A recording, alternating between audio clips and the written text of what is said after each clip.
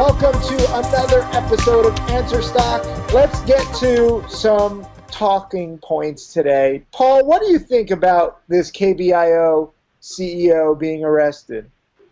Well, it's interesting because I didn't read about his background, but I guess if anyone cared to, honestly, because I really didn't care about it, I didn't trade the stock a whole lot because I was traveling on those days. But if anyone cared to read the background, I guess this Retrofin, the public company that he founded, had a bunch of pending lawsuits against him with some questionable stuff.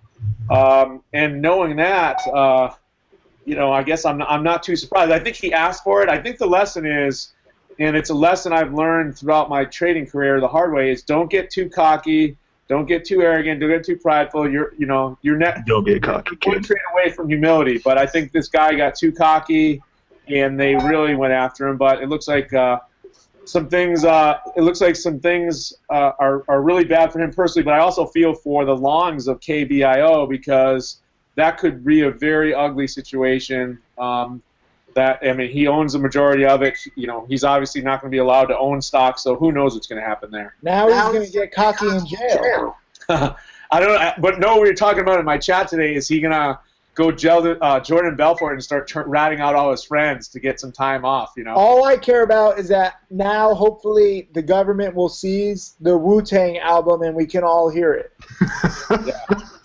Wu-Tang Clan? For those of you who don't know, it was Martin, CEO of KBIO, who bought the Wu-Tang Clan album. No joke. He paid $2 million for it and apparently hasn't even listened to it because he's too busy, manipulating stocks, allegedly.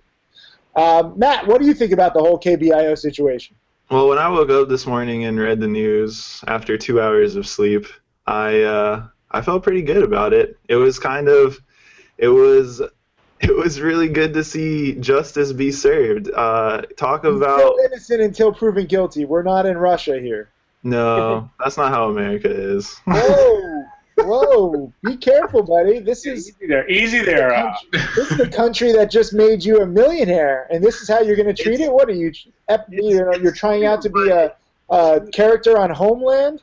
He ran around and was just like he thought he was a badass, and he put his neck out there, and then all of a sudden he got squashed. And you read that thing, didn't his friend also buy KBIO at Wait, to be clear, and I'm sorry to interrupt, but today's charges don't have anything yet to do with KBIO. It has to do with his hedge fund and RTRX, the prior public company. But that's a question I was going to pose back at Tim and you also, Matt. Do you think that there was anything shady or illegal possibly with the way the short squeeze went down in KBIO when he bought up all the shares? Yeah, there's a lot of questionable behavior. His entire life is a case study of questionable behavior, from his online dating profiles and messages, which are now public, to his Wu-Tang buying, to his hedge fund days. Jim Cramer was saying he just opened the mail. He wasn't a part of really Jim Cramer's hedge fund. And the fact that he really took over this biotech company, but he's really more of a financial guy. So, in effect, he kind of constructed the perfect short squeeze. So I wouldn't be surprised if KBIO shorts actually have a pretty good chance at a lawsuit against him and his friends.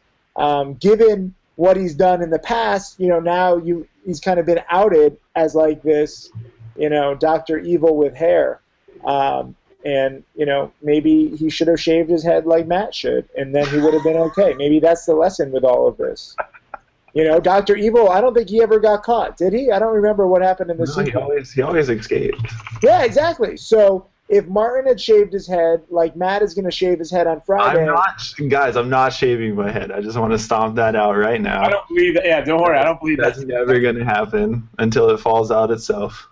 But what you said to me earlier was that you wanted to give back to kids at the holidays and make them little dolls made out of your hair. I thought you wanted to get into the charity game with me, Matt, and this is your start. This is my start going completely man-bald? It's not about you. It's about the kids. The kids need something to play with. A little hair doll would be perfect. I'd rather buy 1,000 dolls. than shave. What? I'd rather buy 1,000 dolls digress. than shave my head. We digress from AnswerStock. Yeah. This is AnswerStock. We have all the answers in the world.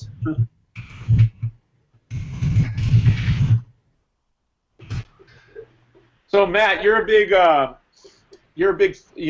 Federal Reserve. Really, always have your finger on the macro. You do a great job at that. I wanted to hear what your thought was on the Fed raising as it is going to impact the market, any kind of sectors or anything like that, because that's something you always have your finger on the pulse on. Yeah, I think that overall it's a normalization of rates. It's not anything like doomsday, what people have been putting it out to be. And the reason this is that the Fed has always kept rates at usually around 2%. And it has the ability to usually cut them, but they were at 0. And so what we're starting to see is a normalization. It could actually, in the shorter term, put the market into an overdrive, right? As the market moves, with that. And also what we saw was a very positive reaction from the market when they released the Thursday. And I noticed there's such a negative sentiment on 2016 that I can see the potential for a after Christmas, after New Year's squeeze. But for me, it's just like, listen, I've been trading stocks 18 years. I've been through bull markets, bear markets, great recessions, whatever you want to call it. Chinese fraud eras, and there's always tradable opportunities in every market, long and short. And that's what I want new traders and traders out there that don't know, that understand. There's always going to be opportunities to go long, to go short. There's going to be sectors, even in the worst markets, there's bullish sectors, and even in the best markets, there's bearish sectors. There's always going to be something, and so that's where research and staying on top of what's hot, daily percentage gainers, etc., comes into play. Because I've still had some good earnings winners, and I know you've had a lot of winners, long and short, but point is, there's going to be opportunity in any market. And I think sometimes traders stress too much. They're reading the headlines and CNBC, and it's either doom and gloom or what they're thinking. I'm always, let's just find individual stories, individual opportunities. Exactly.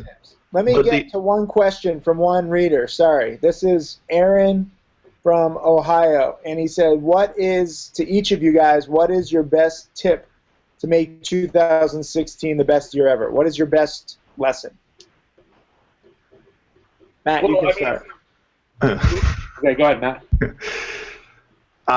It's just kind of really what Paul reiterated, was the fact that, you have to be looking for those opportunities in any market that you trade. To make 2016 successful for yourself, you're going to have to put in the time, the work, and the effort as the market starts to normalize itself here a little bit, and it's going to be a little bit more difficult trading, in my opinion. So stay nimble, I would say. But overall, every year that the market goes by, there's plenty of opportunities. Look at oil and even the S&P 500 or this bull market we've been in. I mean, oil was a great short from $80 a barrel all the way down into the low 30s, and then you had the market at the same time reaching all-time new highs. It was a complete dichotomy between those two things. So there's always going to be opportunities out there. You just can't pigeonhole yourself to just thinking like, oh, well, the market doesn't have anything for me, so I'm done. Yeah, and very good answer. What do you think about that, Superman? Yeah, I mean, as far as what you can do to focus on to be successful in 2016 is discipline and rules, and that's what I think the three of us teach and stress, that discipline and rules and research, and because opportunity is going to come there, and you need to be researching. Like what I'm having a lot of my students do is research what top potential momentum sectors are in 2016. And an example could be security. If we keep seeing, I hope we don't keep seeing these incidents, but companies that provide security in all forms could have another momentum. And we've seen that sector throughout the years kind of pop and have momentum. I hate to see it happen, but it could. But so you want to research potential sectors that are going to have momentum, and then you want to be learning and focusing discipline and rules. So when you do trade, you're not gunslinging, but you know how to create a trade plan and minimize losses and maximize gains. I'm going to go against you guys just for a little bit because I'm opposite Tim, and I'm going to say don't have any rules. Go all in. Don't think on your own. Always follow other people's alerts. Use leverage when you can. If a stock is going against you, double, triple, quadruple down, and hope and pray that it comes back. So everything Tim just said. I'm totally sarcastic right now, but all of us have been preaching, cut losses quickly, find your own pattern, don't follow anybody else's trades, and still people ignore it. So maybe if I, make fun of this and turn opposite, maybe you'll understand how dangerous it is to follow other people, to not think on your own, to not know. Like I know some people, they like to guess on earnings. And people are like, oh, I know this company's product. I think earnings are going to be good. I'm just going to buy.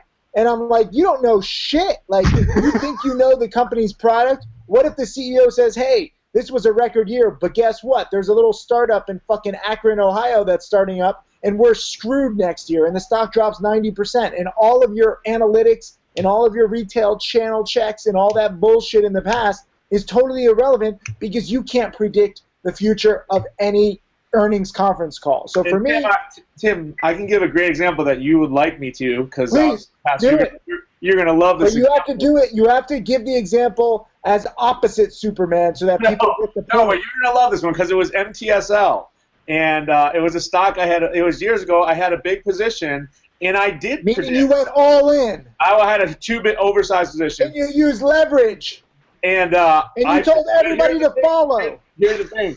I did predict earnings to a penny, and if that was all that happened, I was going to be right, and the stock was going to double. However, even though I predicted earnings, they lost their major customer out of the blue. So they announced the earnings I predicted, but out of the blue, they lost a customer, and the stock was cut in half. Blah blah blah. So I was right on earnings, but you just don't know. You can't take these risks.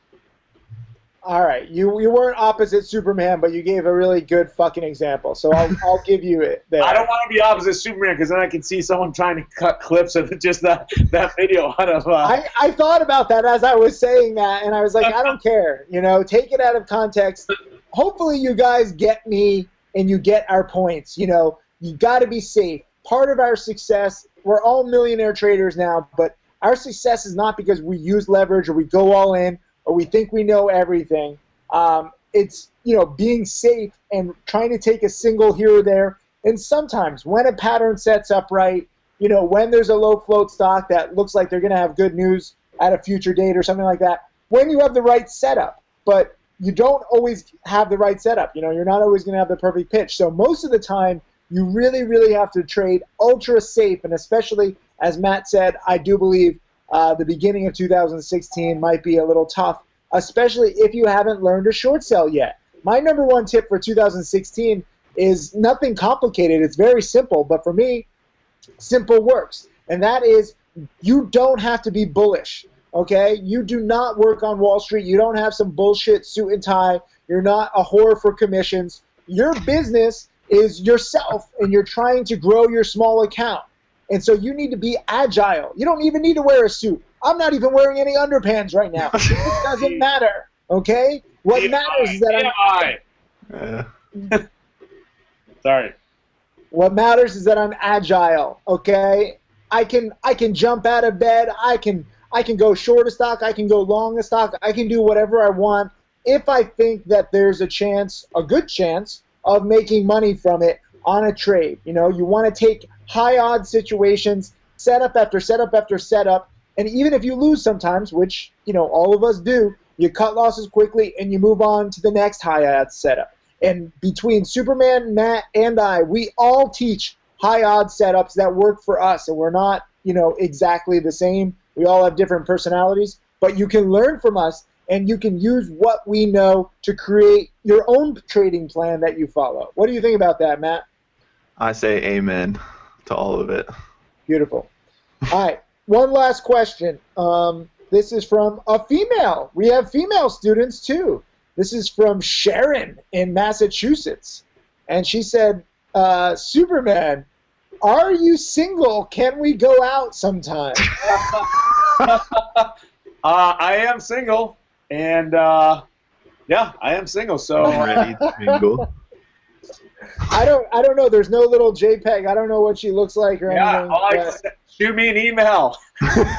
Superman Trades, all one word at Gmail, and we'll go from there. But But Matt and I are in serious committed relationships, as is Ben, our video guy, who has a freakish, horrific looking. So ladies, just to clarify, Tim, Matt, and Ben are in a committed relationship. Superman is single. This has been another AnswerStock. Ladies out there, talk with Superman. Look at that face. Look at that tan. Superman, can you flex a little? Look at these muscles. Hold on. Oh, shit! Oh, shit, he just broke my screen. This is Superman's year. Perhaps the #1 tip is don't even work if you're a female. Just get in with Superman. He's fucking rich. That's the tip of today's AnswerStock. That is AnswerStock. See you guys next week. Send an email to admin@timothysykes.com if you want your questions answered or a date with Superman.